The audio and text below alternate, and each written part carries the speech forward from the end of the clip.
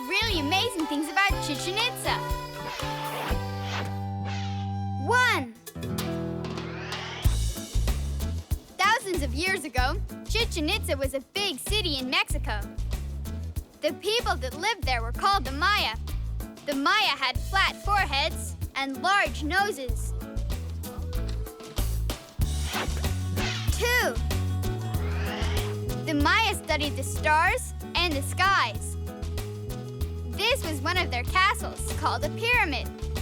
This pyramid has 2 big serpent heads. The Maya believed serpent snakes brought good luck.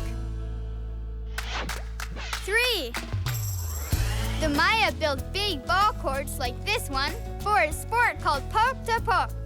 Imagine lifting all of these heavy stones into place. They didn't have trucks or electricity long ago, so they had to move everything by hand. 4. The Maya knew a lot about math. This pyramid has 365 steps. That's how many days are in a year. It's like a giant stone calendar. 5. At night, Chichen Itza lights up with beautiful colors. The shadows look like the serpent snake.